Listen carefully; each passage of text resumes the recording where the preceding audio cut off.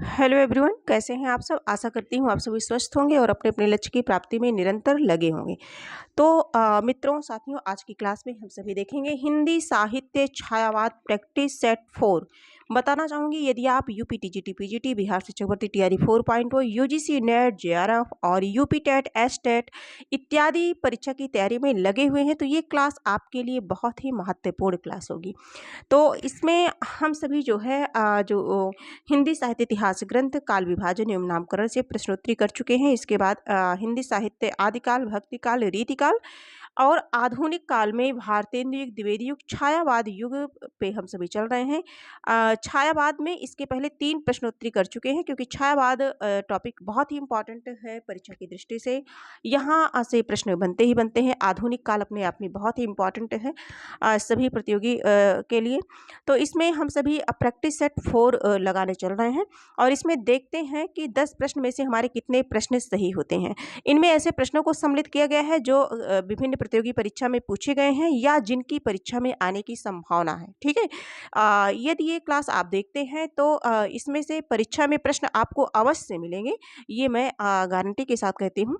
और प्रश्न संख्या 1 है हमारा, निराला की अंतिम कविता है। प्रश्न संख्या 1, निराला की अंतिम कविता है। 4 ऑप्शन है हमारे समक्ष।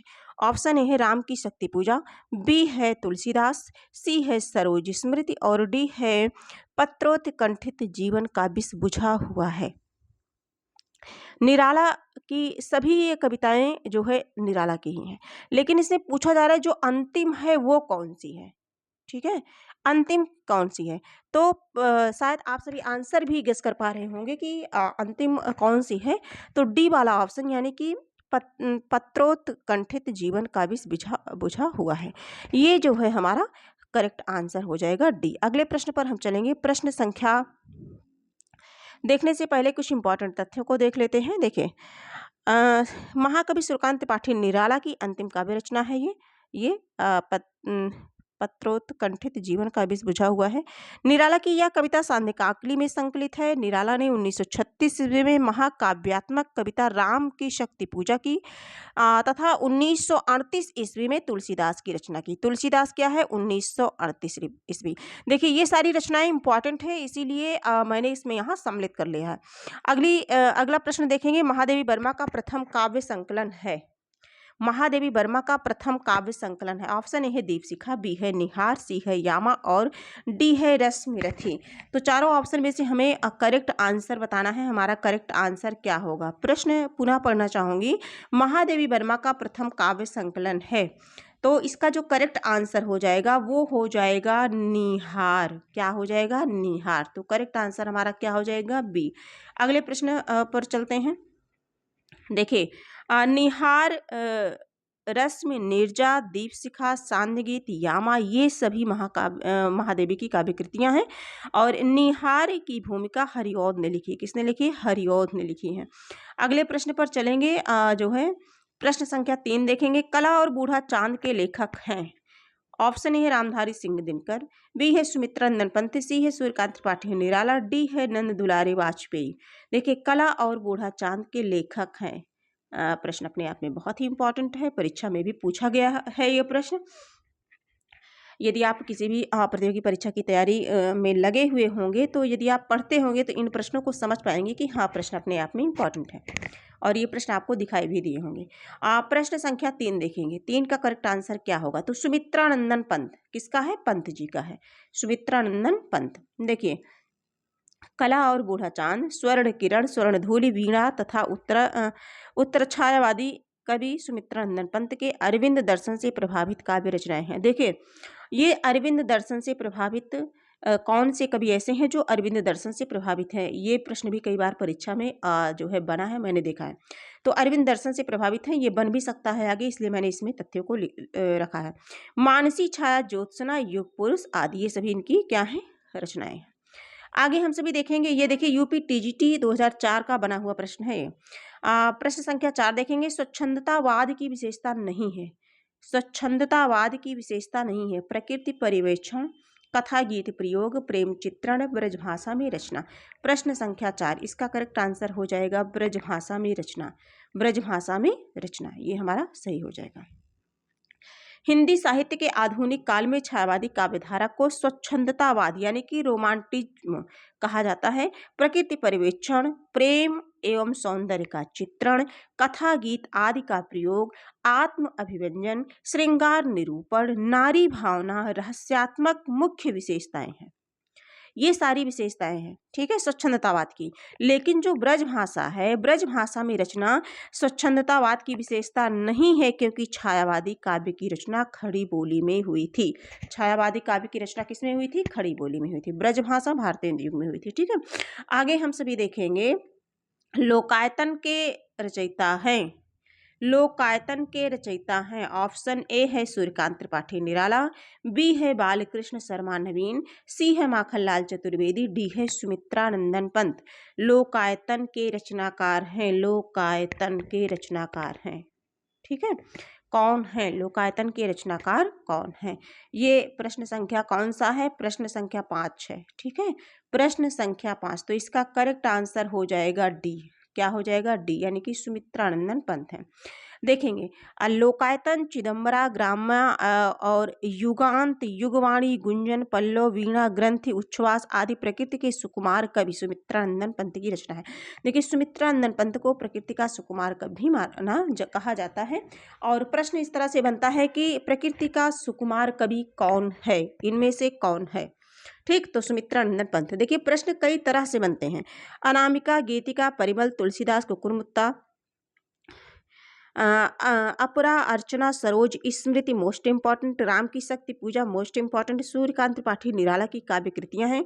द्विवेदी युगीन साहित्यकार माखनलाल चतुर्वेदी। देखिए, माखनलाल चतुर्वेदी की युग हिम तरंगिणी, हिम किरीटनी, युग चरण, समर्पण, है ना, ये सभी हैं। और बालकृष्ण शर्मा नवीन की क्या है? कुमकुम, अपलक, रश्मि रेखा, क्वाशी, हम बिस्पाई जन्म के, ये इनके हैं, बालकृष्ण शर्मा नवीन के हैं। तो इस तरह से हम सभी अपने टॉपिक को भी कवर करते चल रहे हैं, जो इम्पोर्टेंट है। प्रश्न संख्या 6 है, आंसू है। प्रश्न संख्या 6, आंसू है। ऑप्शन ए है मुक्तक काव्य संकलन, बी है अतुकांत काव्य, सी है प्रबंध काव्य और डी है इनमें से कोई नहीं। प्रश्न संख्या 6, इसका करेक्ट आंसर क्या होगा? तो जो आंसू है यह एक मुक्तक काव्य संकलन है। आंसू किसकी रचना है? आप कमेंट बॉक्स में बताइएगा। देखिए, झरना, लहर, कामायनी। कामायनी तो जयशंकर प्रसाद द्वारा रचित ही है। झरना, लहर, उर्वशी, करुणालय, प्रेम पथिक, कानन कुसुम, महाराणा का महत्व आदि जयशंकर प्रसाद की अन्य रचनाएं हैं। आगे हम सभी देखेंगे, एक ये आंसू मुक्तक काव्य शैली का विरह काव्य है। कैसा है? विरह काव्य जयशंकर प्रसाद द्वारा रचित है।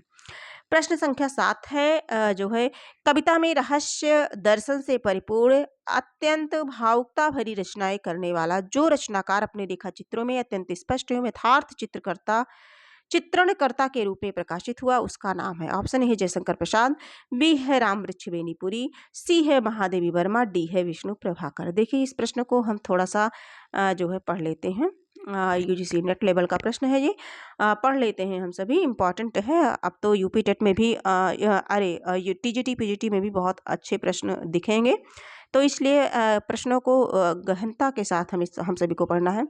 कविता में रहस्य दर्शन से परिपूर्ण अत्यंत भावुकता भरी रचनाएं करने वाला जो रचनाकार अपने रेखा चित्रों में अत्यंत स्पष्ट एवं यथार्थ चित्रणकर्ता के रूप में प्रकाशित हुआ, उसका नाम है। प्रश्न संख्या 7, इसका करेक्ट आंसर हो जाएगा महादेवी वर्मा। क्या हो जाएगा? महादेवी वर्मा। प्रश्न संख्या 7 का ऑप्शन सी सही हो जाएगा। देखिए, प्रश्न संख्या 8 देखते हैं। कामायनी की रचना के बाद उस धारा का कोई और श्रेष्ठ महाकाव्य फिर क्यों नहीं रचा गया? क्योंकि जयशंकर प्रसाद जी नहीं चाहते थे। उस कोट की रचना का शीर्ष शिखर कामायनी हो चुकी थी। अन्य कविगण प्रसाद के शिल्प कौशल के आगे हार मान चुके थे। कठिनाई का सामना करना कोई नहीं चाहता था। इसमें क्या सही है ना? क्योंकि उस कोट की रचना का शीर्ष शिखर कामायनी हो चुकी थी। ठीक है, हमारा ये वाला ऑप्शन सही होगा। ऑप्शन बी हमारा सही हो जाएगा। प्रश्न संख्या 9 देखेंगे। यदि श्रद्धा और मनु अर्थात मनन के सहयोग से मानवता का विकास रूपक है तो भी बड़ा भावमय और श्लाघ्य है, यह कथन किसका है? ऑप्शन ए है आचार्य नंद दुलारी वाजपेयी, बी है नगेंद्र, सी है जयशंकर प्रसाद, डी है निराला। तो थोड़ा सा आंसर भी दिख गया है।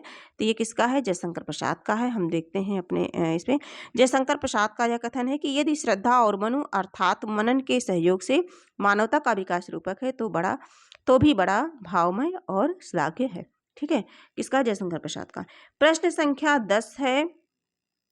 10 नंबर का जो प्रश्न है आप सभी के समक्ष है, प्रकृति का सूक्ष्म चित्रण सुमित्रानंदन पंत जी की कविताओं में मिलता है, वैसा अन्यत्र क्यों नहीं मिलता?